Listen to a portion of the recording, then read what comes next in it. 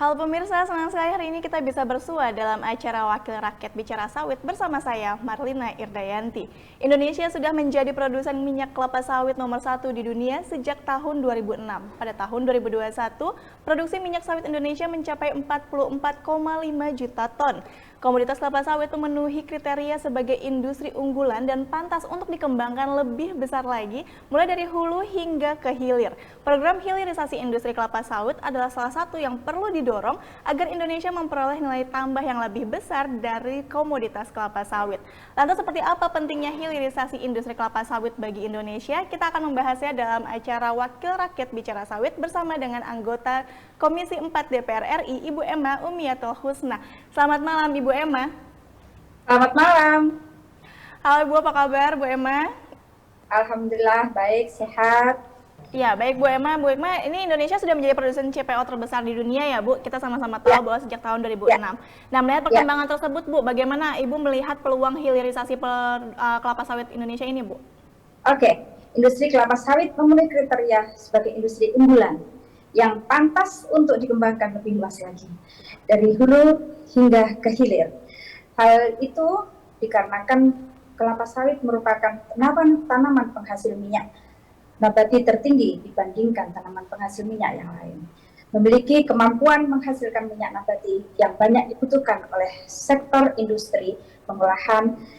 Kondisi ini tidak terlepas dari sifatnya yang tahan oksidasi dengan tekanan tinggi. Minyak kelapa sawit dapat digunakan untuk beragam peruntukan, diantaranya yaitu untuk minyak masak, industri maupun biodiesel. Dengan demikian, sebagai negara penghasil minyak sawit terbesar di dunia, Indonesia mempunyai potensi yang besar untuk memasarkan kelapa sawit. Baik Ibu, menurut Ibu apakah sudah waktunya nih Bu untuk Indonesia untuk bisa mendorong hilirisasi industri kelapa sawit ini bisa lebih masif lagi begitu Bu? Ya, sangat penting bagi Indonesia untuk mendorong hilirisasi industri kelapa sawit yang salah satu tujuannya adalah untuk mendapatkan nilai tambah produk bahan mentah, memperkuat struktur industri, penyediaan lapangan kerja, dan memberi peluang usaha di Indonesia. Hilirisasi industri minyak sawit nasional merupakan salah satu bagian penting dalam pembangunan jangka panjang industri minyak sawit Indonesia. Apa dampak yang dirasakan oleh Indonesia Bu, baik jangka panjang, pendek, menengah, begitu dari program hilirisasi ini Bu?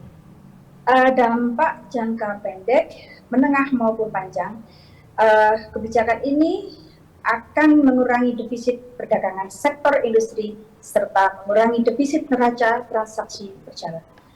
Dan selanjutnya akan meningkatkan stabilitas ekonomi mikro dan menjaga nilai rupiah agar tidak terlalu berfluktuasi dan menjaga harga tanah buah segar di tingkat petani yang beberapa waktu lalu memang sempat turun.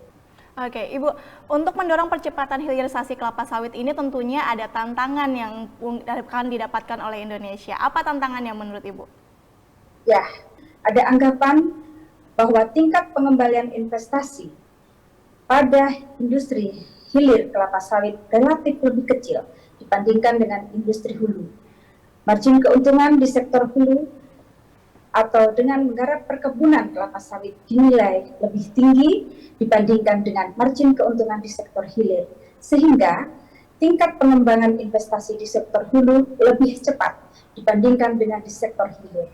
Hal ini mendorong penanam modal lebih memilih berinvestasi di perkebunan sektor hulu daripada di sektor hilir.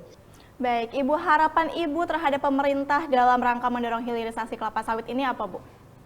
Ya, kami mengharap pada pemerintah untuk mendukung dan mendorong supaya program dari hilirisasi ini bisa berjalan dengan baik, dengan mengedepankan kita tenaga kerja juga SDM yang unggul di sini, sehingga dengan program ini akan bisa bermanfaat untuk masyarakat pada umumnya. Baik, terima kasih Ibu Emma atas waktunya. Dan pemirsa, demikian Wakil Rakyat Bicara Sawit. Saya Marlina Irdayanti pamit undur diri dan sampai jumpa.